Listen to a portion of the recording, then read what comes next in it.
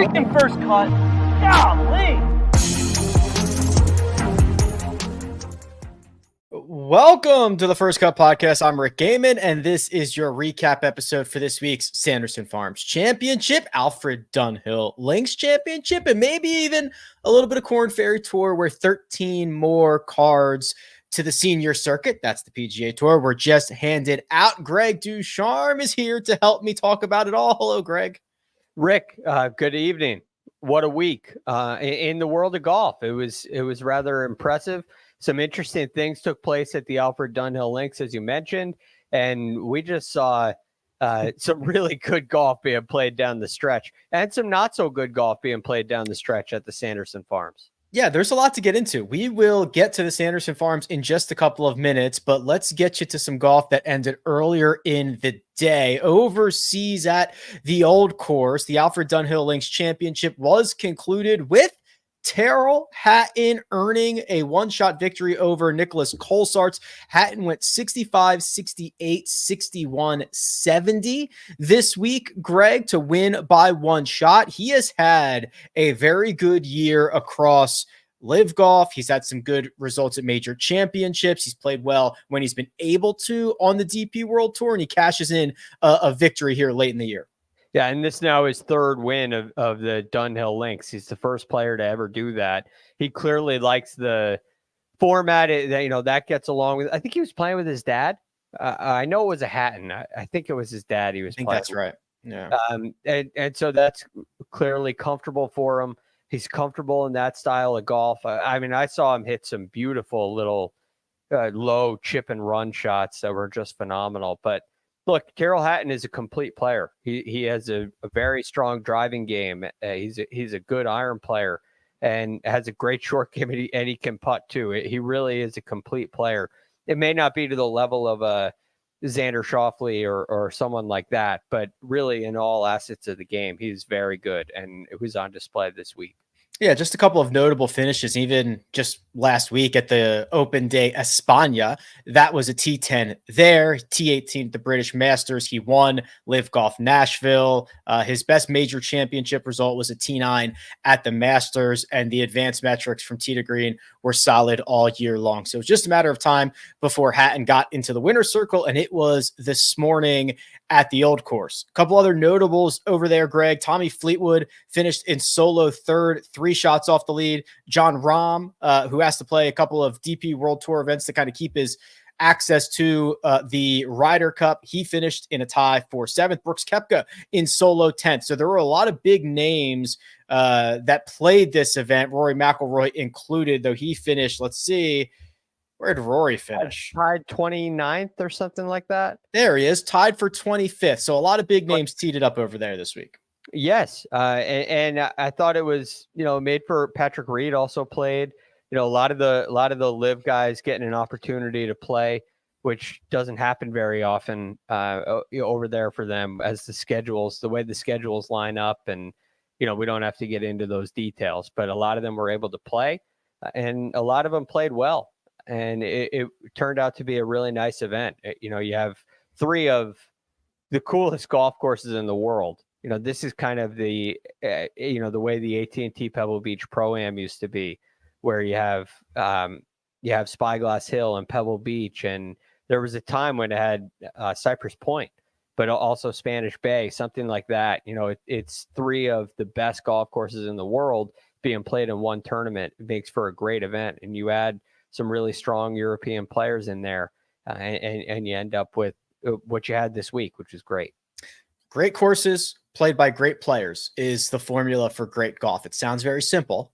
We don't always get it, but when we do, it is a lot of fun. Congratulations to Tyrrell Hatton for his victory at the Alfred Dunhill Links Championship on the Korn Ferry Tour. This was Korn Ferry Tour Championship week, Greg, and this is where the final PGA Tour cards were issued for next season. Now, a total of 30, in which 13 more were finalized today. This event was won by Braden Thornberry. A 9-under score was a one-shot win over Alistair Doherty, Doc Redmond, and Brian Campbell.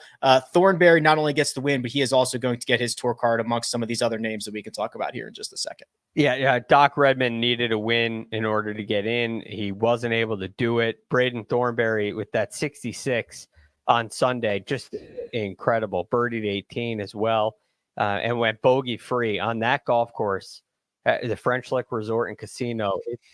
It measures 8,000 yards on the scorecard. I think they played it more like 76 most days, but it's a brutal Pete Dye golf course. And you can see that with winning score on the Korn Ferry Tour, where you normally see 25 under par winning at almost every tournament, 9 under wins. And it's Braden Thornberry getting his tour card. Alistar was really close as well, although I don't believe he did get his card, even though he came in tied for second. You could really feel the heat. You could feel the pressure in this event, and that's not a fun golf course to be playing under conditions like that. No, certainly not. And single digits under par shows that. So you're right. Alistair did not get his tour card. The notables, I won't read through all 30 of these, but Matt McCarty, who already had his card because of the 3 victories and actually played the Sanderson Farms this week, he was number 1 on the points list. He is in. Harry Higgs is back. The Big Rig gets back onto the PGA Tour with his card. We've got, let's see, Jeremy Paul. That is Yannick Paul's twin brother. Jeremy will be on the PGA Tour next season. Christopher Ventura, out of the Oklahoma State pipeline, will be on the PGA Tour. And here's the guy, the front runner for me for PGA Tour Rookie of the Year. Let's just hand it to him already.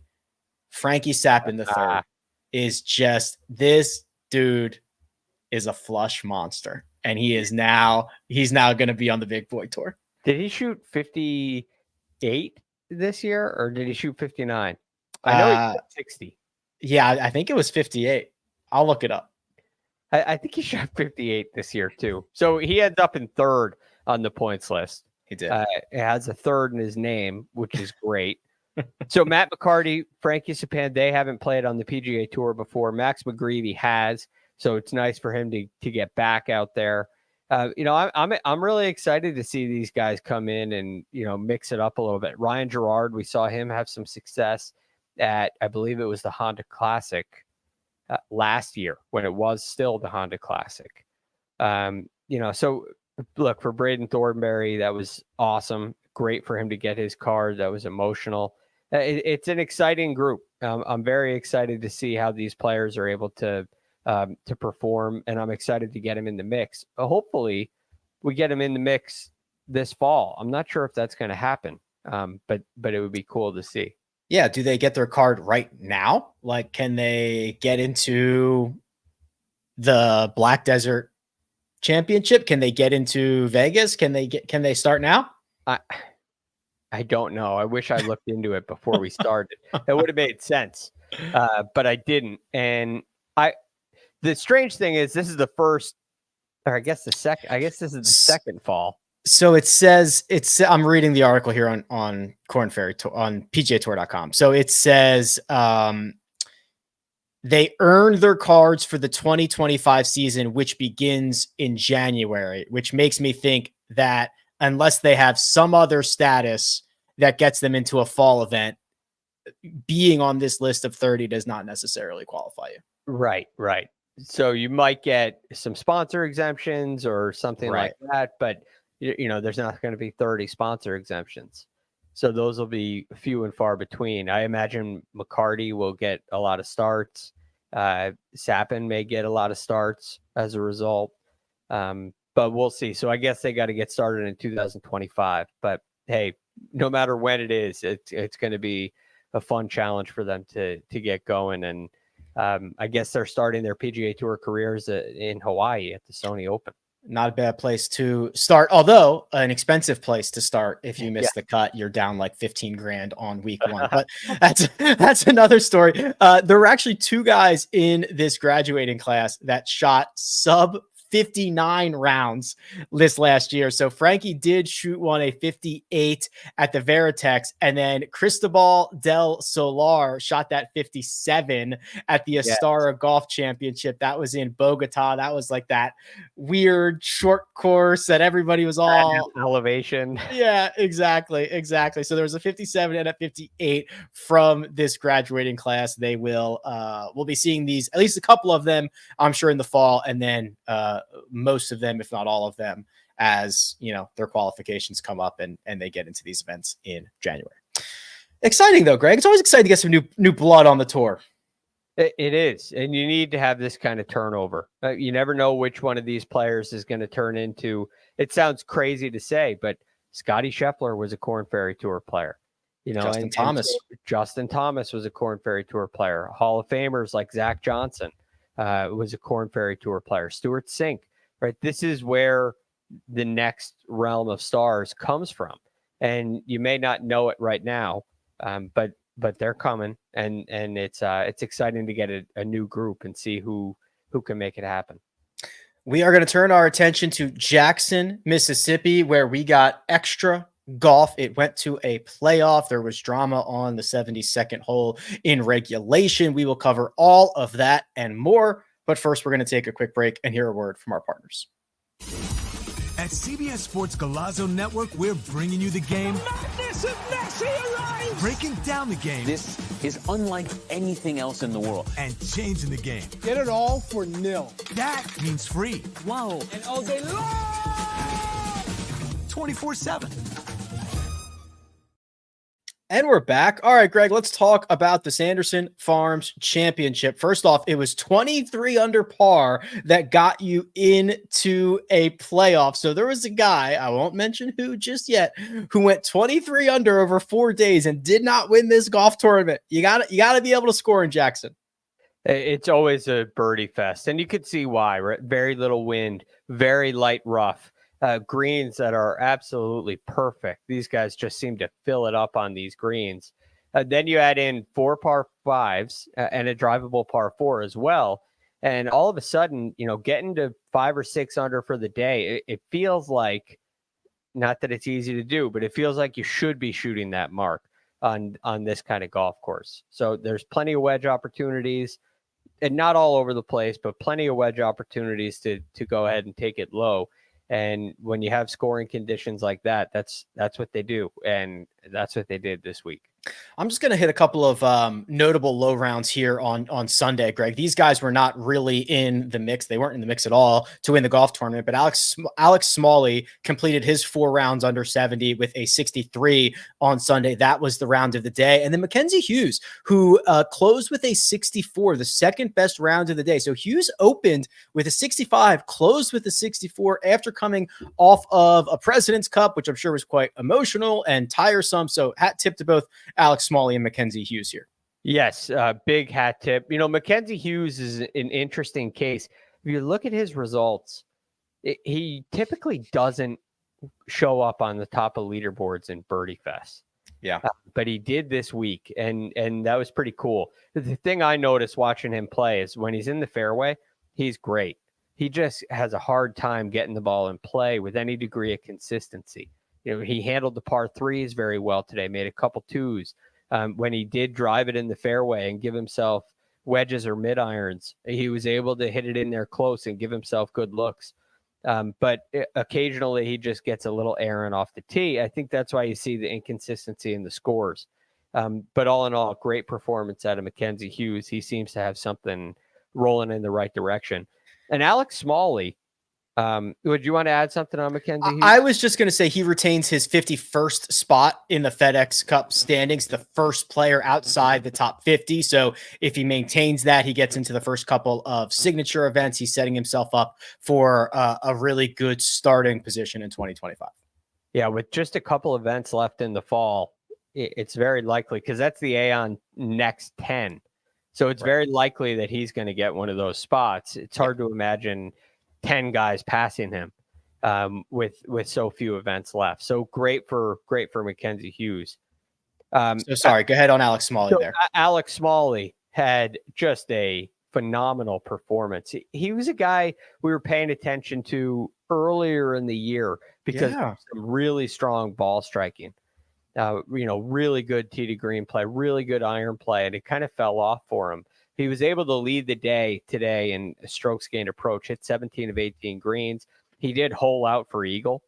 And this was the round, in my opinion, Rick, that really set the table for what's available, right? I mean, the hole out eagle at number 2 is a bonus, but he makes birdie at 3 and 5, the 2 par 5s on the front 9, makes birdie at 11, eagle at 14, makes birdie at 15 as well, which is the drivable par 4.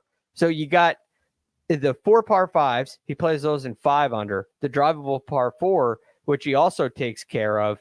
And then I forget what he did on number 12. I think he had like 100 yards into number 12 and knocked it in there close. Yeah, 107. He hit it to 2 feet. So it was really the perfect way to play Country Club of Jackson. And it's great to shoot the round of the day. 9 under 63. What a round. Yeah, that does the trick. 21 under par and gets him to a tie for 5th for the event. But what this really came down to, Greg, were 3 golfers. They were in the last group. That was Beau Hossler and Keith Mitchell. And the second to last group, I believe, was Kevin Yu. If not the second to last group, close enough. They were playing the final 2 holes at the final hole at the same time. So this was a situation where Kevin Yu is out in front of the others and is playing good enough golf. He turns in 34. That's 2 under. He birdies 11. He birdies 15, and he knows he's got to make birdie on 18. And sure enough, a guy who has very much struggled with putting in his career hits a 15-footer that was middle of middle on 18 to post 23 under par, and now he plays the waiting game. Didn't take advantage of 14, the par 5 either, which was probably disappointing. Does get up and down from the bunker at 15, and then doesn't really. He on 17 hit it into like a sand-filled divot and caught it a little heavy, so he came up well short, made par there. And on 18 hit a perfect tee shot, which is the strength of his game. Hits it in there to 15 feet, pours it in. This was really the story of the week for Kevin Yu, was what he did on the greens. He gained over 8 strokes putting. That's the best of his career. Yeah, he's never cracked that mark. In fact, it's a short career, 2 seasons, but there are only 5 occasions where he's gained over 2 strokes putting for a week. Yeah, and he gained over 2 strokes putting the first 3 rounds and 1.9 strokes in the 4th round. So, each of these rounds are like top 5 putting weeks for him. How many Mondays have we said, if this guy could just putt? I mean, think about earlier in the year, Rick. I feel like it was embarrassing to say for a while, but I was all over Kevin Yu. Yeah. Because it was just elite ball striking. And with his pedigree in college, yes, that he can putt. He can putt. It's just, it's not working. Where is it? It's bad. And then it led to some bad results. It actually even kind of crept into his ball striking. That really fell off too for, July onward. And he said in his post-round interview that he was feeling a little fatigued mentally and frustrated and not happy with his game. He took a little time off and came back and felt a lot more focused this week, and it showed.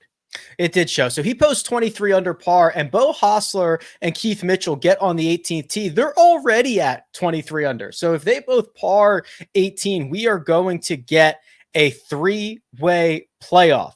Keith Mitchell finds the right-hand fairway, and Beau Hossler finds a tree. I mean, he is literally stymied less than a foot, maybe a foot behind a tree. He gave a very valiant effort, Greg, of trying to say, that's the direction I'm going in. I need to get some TIO relief from that scoreboard and that forklift up there. Now, he would have had to hit it through the tree, I think. And he tried 2 different rules officials. Neither of those gave in. So it was a tough spot to be if you're Bo Hostler there. Well, I would say just for the sake of the tournament, I'm glad he wasn't given relief. Yeah. All right. Because that kind of stuff can really bother people. And there are times when it's legitimate that would not have been one. So but this is really the real story with Bo Hostler is how well he drove the ball this week. There was a really big improvement in his driving ability. And I've seen it time and time again with him. He'll get himself in the mix. He'll play a great round. It happened at the Wyndham this year. And then he'll start losing it off the tee. And it's a real area that he can struggle with. And it didn't happen this week. And in fact, this was his 9th best week of his career off the tee. And 9th best week of his career approaching the green as well. Right. This is unusual territory for Bo Hostler. And all of a sudden, the weakness shows on the 72nd hole. He hits it a little left. He ends up directly behind a tree. And all the credit in the world to him because he steps up and knocks it in there to 3 feet to get himself into the playoff. Yeah, he takes his medicine. He punches out, and from 131 yards, he stuffs it and makes his par. So he's in at 23 under. But while all this is going on, Keith Mitchell finds the putting surface, Greg, 34 feet, 7 inches. A putt that if it drops, he becomes the Sanderson Farms Championship champion. It would be his 2nd PGA Tour victory. This is a range that is certainly 2%, maybe 3% that he makes it, but almost guaranteed to 2-putt. It's not what happened, Greg. Keith Mitchell runs his first putt by 4 feet 3 inches. And when I saw that, I said, no chance he makes this coming back. And it wasn't the fact that he missed it, but they showed him and it looked like that was to win or lose. Like it looked like that was in his mind to get into the playoff. And it looked like it was over in his mind. It was almost like a match play putt, right? It's just, 34 feet. I'm not going to leave this short. I'm going to give it a chance. It doesn't go in. All right. I've lost. That's it. Yeah. That's what it felt like. And then he steps over it and misses. It was so like he's got a 4-footer to force a playoff. And it felt like there was no tension. It did not feel like he could get into a playoff. It felt like it was over, like he was at 20 under par trying to tap in on 18. It was a bizarre thing. And then you know what else, Rick? He said in his, I give him a lot of credit for this, did a post-round interview as well. Yes. On Golf Channel and said, it went by the hole and I looked away. Yes. And I just kind of assumed it was going to the left. So I thought it would break right coming back. I aimed left edge and it didn't go in. So maybe next time I won't look away. It's like, maybe that's what gave me the feel that was like next one's good situation. Yeah. Good lesson there. If your ball is going to roll by the hole, that is free information that you get to have, no matter if you're on the PGA Tour or if you're playing on a Saturday morning at your local golf course. That is free information. Keith Mitchell admitted, hey, I looked away. I thought I knew what it was going to do, and it did not. So, and it did happen fast because he was still outside of Bo Hostler. So Bo stuffed one. So it felt like it happened in a moment where he missed a putt to win and then missed a putt to get into a. It happened so fast, Greg. It felt way quicker than. Now I'm all for quick pace of play. Yeah, don't get me wrong, but sure, these are the kind of situations where. You'd normally feel a little more buildup, but it felt like he was just getting out of the way. I've never really had that experience before where somebody misses a putt to win and then all of a sudden they're just done when it misses. And that's what it felt like. It was a bizarre situation. He did play some really good golf. Oh, he was great. Didn't play great on the last 9. Yeah. But he probably should have won this golf tournament. Yeah, he sprayed it a little bit off the tee, and he said that in his post-round interview and he didn't have his best stuff, but it was at least good enough to get into a playoff and give himself a chance. But that didn't happen. And then Bo Hostler, Bo Hostler's got 3 feet 10 inches, Greg. And I'm thinking, oh man, Kevin Yu is going to win this because 2 guys are going to miss 4-footers on 18. And we've seen Bo Hostler miss short putts this week and a lot in his career. Yes, I was not certain that was going to go in. I'll say that. And when it did, I was glad because just, one more thing on Bo Hostler. He had him when he got to the back 9 today. He really he played a great front 9 and then started struggling, right? He makes a bogey at 10, at 11, which is a par 5, big double cross on his second shot, doesn't get up and down, makes par there. 12 hits a scary shot from 120 yards. He almost found the penalty area. Short and left, made par there. Then makes another bogey at 13. Things were kind of moving fast. It felt like we were seeing the fade away from Bo Hostler, and he comes back with birdies at 14, makes a huge putt at 17, and now he's got this situation to force a playoff. I was thinking, man, there were a lot of moments where Bo Hostler could have gone away, and in the past would have.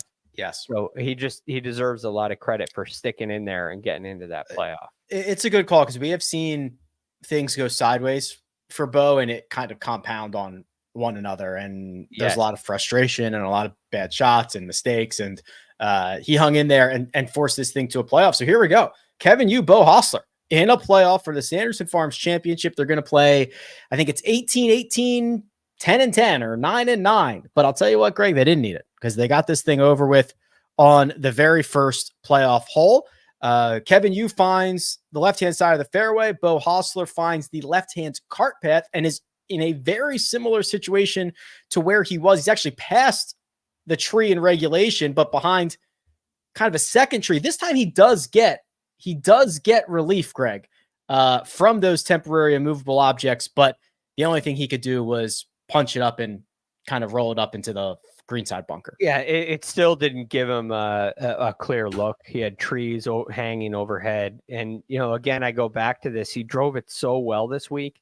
And all of a sudden on the 72nd hole and the playoff hole, 73rd hole, we see these tee shots come out that have kind of plagued him in the past. And that's that left tee shot that he tends to struggle with. And it was unfortunate that it popped up in that situation because it was a great performance off the tee for him all week. But it was made a little more difficult by the fact that Kevin Yu actually hit his approach shot first. Yes. From the fairway. And it was a good one, Rick. He stuffed it. Yeah, he certainly did. So Kevin Yu from the official number, 173 yards to 5 feet, 11 inches. So that puts a lot of pressure on Bo to pull off a miracle shot. He doesn't do that, but he does hit a good shot from the bunker. He sweet bunker shot. Yeah. I mean, he hits it to tap in range under 3 feet. So here we go. Another opportunity where Kevin Yu has a 6-foot putt. This is to win the Sanderson Farms Championship. If he misses it, we're going back to the tee box and we're going to run this back.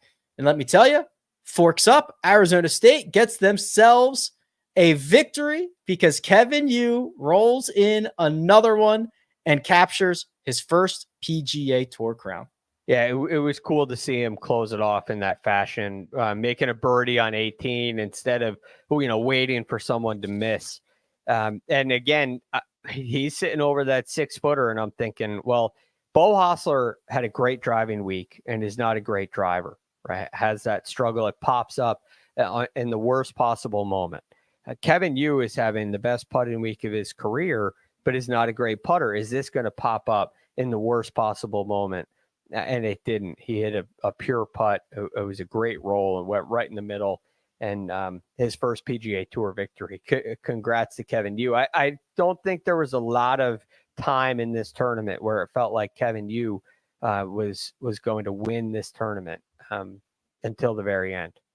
Yeah, speaking of, a day where a lot of graduates from the Korn Ferry Tour, he was in the 2022 class. So you mentioned it, 2023 season. This is just his really his second season on the PGA Tour, it wasn't great. Like you said, those putting woes kind of crept into some of the ball striking stuff before he took a break. His other top finishes this year, T4 at the Myrtle Beach Classic, that was an opposite field event. T9 at the Cognizant Classic, that's the event that was formerly the Honda Classic. Not a lot of other great results, despite having, for much of the year, those excellent ball striking, the excellent even tee to green numbers. But it really might have been that reset that he needed to kind of get the job done here. Well, you can see the ability level that he has is extremely high. And that's where the pedigree that he has in college, it really shines through. And then you got some glimpses of it. I think he played really well at the American Express as well earlier in the year. I think he finished tied third there, unless I'm getting him confused with somebody else. No, you're right. Actually, yeah, the beginning of the year was tied third, tied sixth at American Express and Farmers. So yes, I should have gone back farther. Right. So, that's the time when I'm thinking, okay, great ball striker. This putting stuff is going to come together, and you're going to see it. This is a star in the making, and it went the other way. But perhaps a little reset, a little break brings all those abilities back. Which, when you're a great driver of the golf ball like he is, that's something you don't typically just lose all of a sudden. And I think he has that level where he can play great for a long time on the PGA Tour because of what he can do with the big stick. I'm really interested in what Kevin Yu becomes, because remember, like you, and this is a great point. I want to bring it up again. This is only his second PGA Tour season. Yeah, sophomore, right? The pedigree, not only, I mean, he was like a record breaker at Arizona State. If he didn't break any records, he's like second to either John Rahm or Phil Mickelson in the records that he didn't break. His amateur career is awesome. A ton of amateur wins. He played on basically every, team that he could play for, coming up from representing Chinese Taipei or Asia Pacific or international teams or whatever that might be. Graduates through the Korn Ferry Tour, right? He has beaten every level. Right? You beat at the amateur level. You beat at the collegiate level, at the Korn Ferry Tour. Now you're a winner on the PGA Tour. This is the path. This is the evolution. This is how I think in our minds, guys are supposed to go. And golf's weird because sometimes it's 2 steps forward, 1 step back, or 3 steps back, or all that. But this progression is really, really good. Yes. And there's a lot of paths to follow. Some guys that have been great amateur players turn out to be nothing. Some turn out to be Patrick Rogers, right? Who's had a great, a very nice professional career and has earned a phenomenal living and has played some great golf, but definitely didn't win to the level that we expected coming out of Stanford. But has kept his card and been a very good PGA Tour player for a very long time. And then you have the level like Jordan Spieth, right? You guy who beats every level. He's a can't miss kid, and he comes out to the PGA Tour and starts winning majors. And there's everything in between as well. So it really is, once you get to the professional game, a wide range of potential outcomes. I do think with his skill set, a Patrick Rogers, who's actually never won on tour, but a Patrick Rogers type career where you're on tour, you're keeping your card, you're making a bunch of money, just not quite winning at the level you hoped when you came out of college. I think that's kind of the floor for him. And I'm really not sure what the ceiling could be, because I think it could be quite high. Yeah, well, I'm interested. Certainly now he gets to take a deep breath, kind of get everything situated and under control, and he's got his card locked up for a couple of years. So we should be able to see a lot more of Kevin Yu moving forward. Congratulations, Kevin. You are a PGA Tour winner. The Tuesday show was just Mark and Patrick, Greg, and their bets did not go great. Mark did better than Patrick. Mark got help from Justin Lauer over Rico Hoey. That was a win. And Mark's best bet was low Canadian Mackenzie Hughes. And we already talked about Hughes shooting a 64 on Sunday. So that was very much valuable to Mark, and he won both of those. Congratulations, Mark. I did see that Patrick had some crazy ones like he always does. Indeed. He's, searching high and low, thick and thin through all these things. And sometimes it pays off for him. He's a profit chaser for sure. Yeah, Patrick. So producer Josh has tonight off. So Patrick had me clicking through every leaderboard. I'm on the DP World Tour. I got to see a Vijay Singh finish inside the top 5 on the Champions Tour. I'm all over the place. So he keeps me busy. Keeps my my mouse working overtime. Yeah. So sometimes, like, I play the game. I want on the grid. I want a lot of green. Mm-hmm. The odds, I don't necessarily care. Patrick is chasing the profit. Yeah, yes. No, he wants the bangers, and he got them last year. So we'll see. It can if Patrick goes into a lull, he maybe more than anybody else can come out of it with a couple of a mini hot streak. So we'll see. He's got a lot of time, but good on Mark. Some really good picks from him as well. The one and done, which again, for those just tuning in, we are not allowed to pick anybody who was in the top 50 from last year, and we cannot pick somebody that we already used in the main portion of the one and done. So you get a lot of different names here. Greg, you and I both had Patrick Fishburne. He struggled on the weekend and finished T48. I don't have the final number. It will not be a lot. Patrick had Taylor Moore, 42nd. That will also not be a lot of money. And then Josh had Cam Champ. Mark had Davis Riley. Both of those guys missed the cut, so they won't get anything. So it will be, at best, like $20,000 of difference. I'll tell you what, so far in the FedEx Cup ball, that makes a big difference. Yeah, I'm probably gonna pass Josh and go into second place because of it. Because you got $3,000 more dollars. Yeah, things are tight. The total, the winning total at the end of the FedEx Cup ball will not clear the $20 million mark. Just so we know where we're at here. That's not going to happen. It definitely will not. Also worth noting that Davis Riley went 75-65. He almost rallied to make this cut. And that 65 included a double and another bogey on Friday. So he absolutely filled it up. If we were counting birdies, Mark would have done really well. But we were not. We're going with money. Yeah.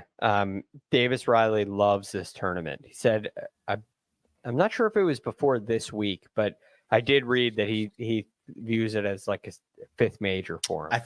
Yeah, you know what? I saw it this week. I don't know if he said it this week. Yeah, I'm right there with you. So, he's extremely talented and probably put a little more pressure on himself this week than he needed to. But man, I hope Davis Riley turns it around and starts playing some golf that he's capable of. A great week all over the globe. Over. Great week. Next week, new event. We don't get a lot of new events. Black Desert Championship. Golf is back in Utah for the first time in like 80 years. The 60s or something? I think okay, so like 60 years. I got to read it again. It might be the 40. It very well could. I don't know when it was. I have it right here. It was the 1963 Utah Open Invitational. Been a while. That was PGA of America. It wasn't even the PGA Tour hadn't even split off then. So going to be pretty cool. I think we're going to see some pretty special scenes. Yes. We're going to be at altitude again. Yes. I'm not sure it's quite as much as Castle Pines. It is not. But it's like 3,000 feet. Which is significant. Yeah. Vegas is like 2,000. What was Castle Pines? Like 6,000. So yeah, it'll be worth a couple of percentage. It's also the course is they only finished the second 9 like 18 months ago. So it's a new event, new resort, new golf course at altitude. Should be pretty cool. Yeah, I'm excited to see what we get. These are tough. Tomorrow's show will be challenging. We'll have to. We're not going to have a lot of data. We're not going to have any data on the golf course, so we'll be, reading the tea leaves to try to figure out what's going to work. And that always makes it challenging, but fun at the same time. If you read them right, you can get a big advantage. So I'm looking forward to it. Monday, Tuesday, Sunday next week for the Black Desert Championship in Utah. We'll be here to break it all down and give you everything that you need to rock and roll over there. But for now, I want to say big thanks to producer Debo. Thank you very much, doing all the hard work behind the scenes. Greg DuCharme, available at The Real GFD. You can find me at Rick Run Good. This has been The First Cut. We'll catch you next time.